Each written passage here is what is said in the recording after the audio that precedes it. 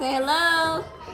Say hello. Hi. Say hi. Hey y'all, my name is Terica and I am basically doing a Q&A video for single mothers. I guess I would just say I'm speaking on behalf of myself, but I'm a single mother of 4 kids.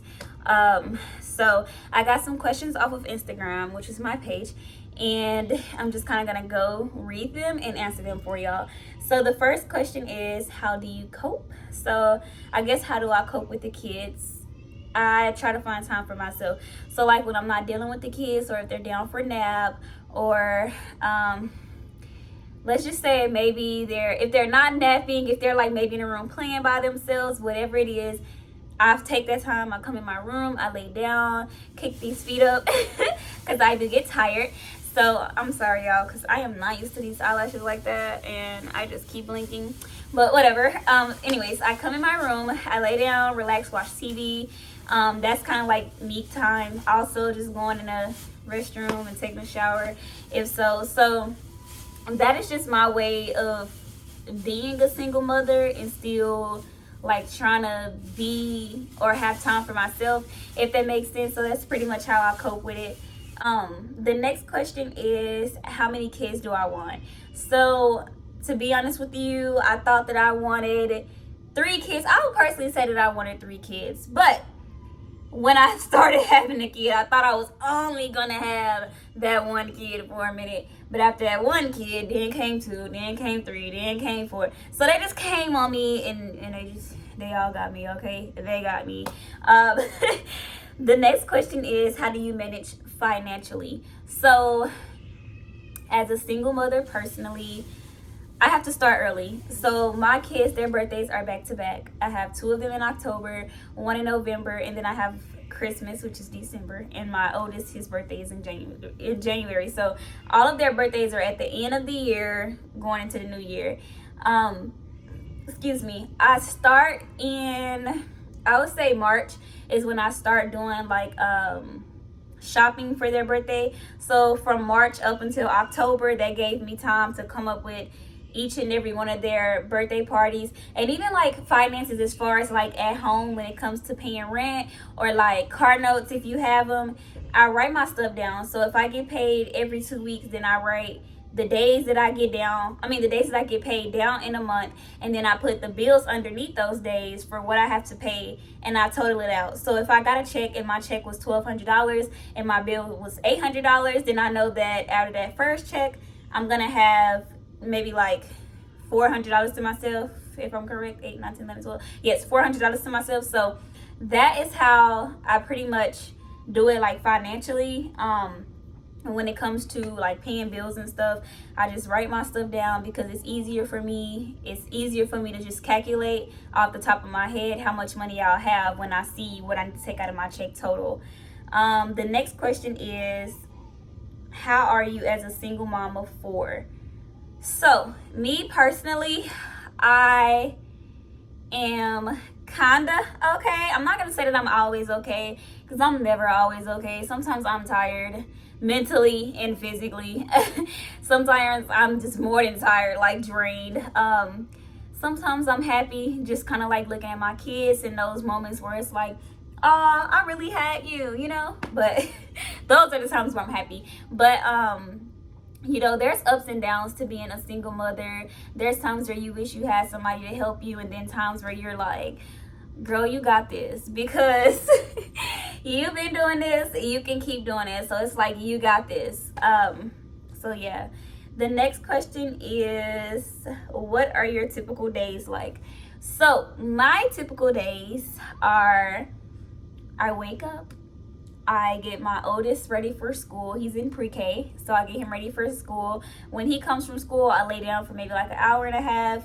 I get up after then, maybe around 10 o'clock, I go to work. I work from 10 a.m. to 7 at night. So while working, in between the time that I'm working, I feed my kids whenever it's lunchtime, breakfast time, of course. I also have to prepare dinner while I'm working, change diapers if diapers need to be changed. I'm also in the middle of potty training, And I'm trying to go to school in college. Well, I'm not trying because I am in college. I'm trying to become a teacher. So I also have to find time in between my day to do like schoolwork so that I can, pass my classes. So that is a typical day for me. It's always, if it's not working, it is mothering, and mothering will be cleaning up, taking baths, washing clothes. It'll be, I don't know, changing their diapers, making dinner, that's mothering. The next question is, how does co-parenting work for you? I want to speak on it, but I don't want to speak on it because I don't want to speak too much on it. Like for me, I'm going to say it's not as easy. I'm sorry, y'all, my foot was hurting and I was sitting all up on my foot. But for me, co-parenting, it is not as easy. It's kind of hard for me because I feel like me and the father isn't always on the same page. So there are times where it's like annoying. It's like, but at the same time, there are times where we are on the same page. So there's times where it works and times where it don't work. And that's all I can say. I don't want to get too deep into it because we don't need to get too deep into it. The next question would be, is being a young mom stressful? Yes. Being a young mom is stressful. It's not as stressful, but it's a little stressful because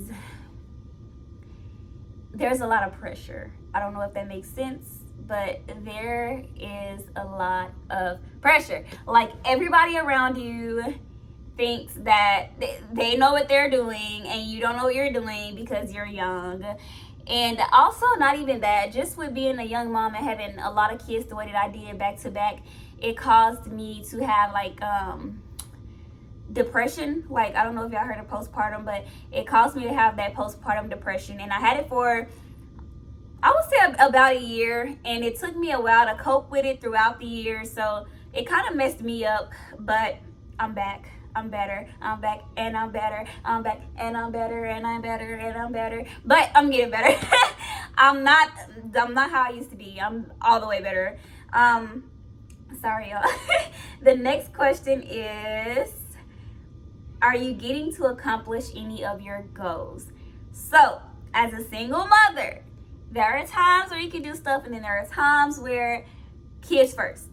For me, for the past, because my oldest kid, he's 5. So for the past 4 years, out of those 5 years, I spent most of my time being a mother. I didn't really get out. I didn't go places. I just stayed in the house the entire time. But now I have been coming out of my shell. I started modeling. I've always wanted to model. I don't know what made me do it this time. Well, actually, I do know what made me do it. I had like influences around me that kind of pushed me to take it, like, go ahead, girl, you can do it. So I went ahead and did it because it's something that I wanted to do anyway. Also, with being in school is hard when you're a single mother because just the mental part, like when you're already mentally tired as a mother, it's hard to be focused on work, and especially when you're just got done mothering, just got done working. It's so hard to be focused on work. But that's something I guess I would say that I do for myself. I also record music here and there, so if I'm able to, I could do that. If not, I'll just write a song. I try to get out and go out to eat and stuff like that. So I guess I could say, as a single mother of 4, that I do get to do things for myself. And I'm so sorry, y'all, if I keep like over talking, because sometimes I get to talking too fast and then I'm like, and I'm stumbling over my words. So excuse me. The next question is, do your children get the best version of you at all times? So truthfully, I am going to say that 8 out of 10, my kids get the best version of me. And I'm only going to say that because I am a fresh single mother. I just became a single mother maybe about 7 months ago. So there are times where I'm like breaking down because I may be tired or I'm drained and I'm like, I don't have the energy to just do this. But I try to like hide, lay in my bed, cry a little bit, but they always find me. So they sometimes see that, which is kind of sad on my part because I really don't like for them to see me like that, and I kind of like play it off. If I see them, I'm like like I'm laughing, like I'm not crying, but I'm crying. And so there are times too where I feel like I could be better, and I'm just saying that because maybe there's a day where I just want to lay down all day instead of be up and running around and playing with the kids, and we're getting into stuff again, or maybe playing with the go-karts again today. There are times where I just want to lay in my bed all day and I don't want to do nothing. So when I have days like that, to me, that's me not being the best version of myself, because I'm not up and I'm not mothering like I could be. I'm just tired and I'm just sitting back. So yeah, I would say that they don't always get the best version, but most of the time they do. The next question is, what are the pros of having children young and so close together? So I personally am going to say the pros of having children young is that, because for me, I had my first kid at 16. I am currently 22 years old. So I'm going to say that having my kids young, for me, is a pro. Even though people around me don't feel that way, I feel that way, because when I am 30, whatever, they're going to be big kids, able to, like, you know, sit down. They're able to take care of themselves. When I say take care of themselves, I mean make their own food. I mean, get their own clothes. Everybody's potty trained. I'm not running around, you know, like maybe more family trips I can plan without, feeling like I need to chase them around or anything like that. So that's what I would say when it comes to they're much older and can do things for themselves. And because of that, and because I feel like I got through the hard part as I was younger, now that we're getting older and I'm like 30, that's a good age. I'm still having fun. I didn't miss nothing. When you're 20 years old, people say, oh, you're going to enjoy your 20s. I don't know where the H word they get that from, because personally, there is nothing happening in 20s but depression, because we're too busy trying to figure out this thing you call life, because it's not as easy. And we're also trying to figure out, you have some out here that's trying to figure out college fees, some that's out here trying to find stability. Like, it's just a lot of learning, and it's a lot of depression and just like mental stableness when it comes to mentality when you're 20. So I personally feel like having my kids younger was a pro to me. Let's see. Okay, I wanted to finish that off. So the ending of it was having them so close together. I'm sorry, y'all. I just had a birthday party, so that's why I sound kind of like out of breath. Yeah, there was a lot of dancing going on. But anyway, having them so close together for me is also a pro, because they can entertain each other. Not only can they entertain each other, as they're getting older and going to school, they're all going to school together, so they still have each other while they're in school. They can feed off each other. So if one person knows something, like for example, if one of them know their ABCs and the other one don't, then the other one might start learning their ABCs just because this one is singing it. Like, they feed off of each other's energy and intelligence and stuff like that. So having them close together, to me, is a pro.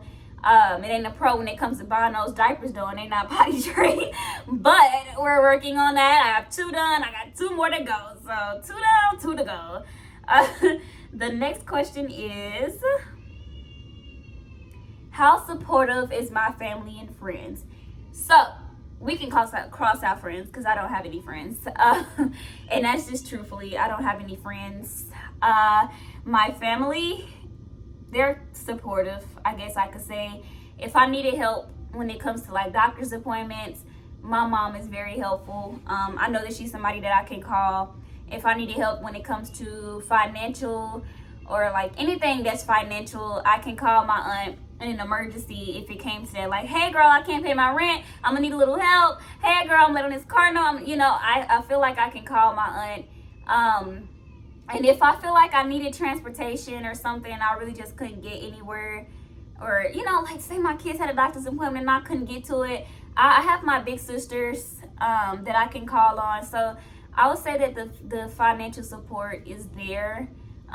Sometimes it's not there when I want it to be there, but for the most part, it's there 100%. The next question is, did or do you get a lot of judgment having kids at such a young age? So yes, I did. I had a lot of judgment. I was actually the first person in my class of 2019. That's the year I graduated. I was one of the first people in my class to have a kid. And when I was younger, which was 16, not that young, but I had trouble around my family. Like if they were, if the baby was here and the baby was messing up and they were looking, I had trouble yelling at the baby because I felt like I was scared that they would think she's a baby trying to yell at a baby, so I wouldn't yell. I also had my kids' dad family involved. There were a lot of influences going on there. I don't want to get too deep into that because I don't even want to go talk about that, bring up anything old, so we're gonna leave that there. But there was a lot of judgments, a lot of it, and honestly to this day I still don't care, because all of those people that judged me and made it like I just really needed help, or it takes a village, or the baby's gonna affect the family, neither one of those people are in my life. I'm sorry, I had to laugh that one out, but neither one of those people are in my life. I have had 4 kids. Neither one of those people have been there in those 4 kids' lives. If those people walked up to my kids would probably cry, barely even like them. I mean, I'm not trying to be funny, I'm just being serious. So yeah, plus I'm doing it by myself. And what? We still are making it. The house is still here. The car is a little messed up because I got in a car wreck. But it's gonna get there. It's gonna be fixed. So it's getting there. So yeah, I would say that there is a lot of judgment, but I'm still proud of myself, because in all of that judgment, I'm still doing it. I'm still in school. I graduated high school. I was pregnant at 16 and still graduated high school. And when I graduated high school, I had 2 kids. So a lot of people barely make it with 1 kid. And then being in school and graduating, trying to do college, people barely making it with 1 kid. So I would say that I did it. And that's just me. Okay, sorry y'all, I had to cut the camera. We're back on though. So the next question is, what do you look forward to when it comes to dating? Personally, I don't really look forward to anything, because I don't really look forward to dating. I know that sounds crazy, but after being with somebody for so long and going through so much, I just don't care enough to date. I don't want to get my time wasted again. I don't feel like starting over with anybody, relearning anybody. I don't have the energy to right now. I feel like I'm sorry, I feel like most of my attention is more on me, making sure that I'm growing, learning myself, loving myself more, embracing who I am. But as far as dating, no, I really don't care enough. Okay, y'all, I am so sorry. I needed some water because I was feeling out of breath. But I'm back. We only have a few more questions, so gonna get through them. So our next question is, what are your self-care days like, if you get any at all? So, self-care days, do I get that? Yes. My self-care days is pretty much like I explained earlier. It will be me watching TV. It could be as small as taking a shower, going out to eat, sometimes even just eating snacks if I want to eat snacks. So my self-care days are just times where I get time to myself, honestly, because as a mother of 4 kids, toddlers at that, 4 small toddlers, you don't really get time to yourself. And then we have one more question, which is, how do you get to enjoy your life? So as a mother, to enjoy your life, I feel like it's something you have to choose, because for a long time I wasn't choosing to enjoy my life. I was choosing to just be a mother. And by that, I mean, I was just staying in the house, taking care of the kids, making sure they was good, staying on schedule, doing work, but I forgot about me. Like, I never made time to make sure I was happy, whether it was buying myself clothing. It could be as small as $5 and I wouldn't purchase it. But now I make time for myself, like, oh girl, okay, you got it. You may be able to get yourself this time, or you know what, you actually deserve to eat some chicken wings or something like that. So yeah, I feel like when it comes to enjoying life, it's something that we as mothers have to choose. But that was pretty much the last question. As y'all can see, I am tired. I am tired. My voice is like, hey, I can't keep doing this, you know, out of breath. But so I'm gonna wrap this video up. I thank you guys for watching the video. I am so sorry if it is a little boring. I just came out straight with the questions because, again, I am tired. This is what being a mother looks like. Like, seriously, you can hear that I am tired. So yeah, I'm going to take some time for myself, like we just discussed, and enjoy myself. And I'm going to get in my bed, and I'm going to kick my feet up, and I'm going to put the cover on, and I'm going to close my eyes, and I'm going to go to sleep because I'm tired. So, catch you guys later on the next YouTube video. Thank you again for watching with me. Bye, y'all.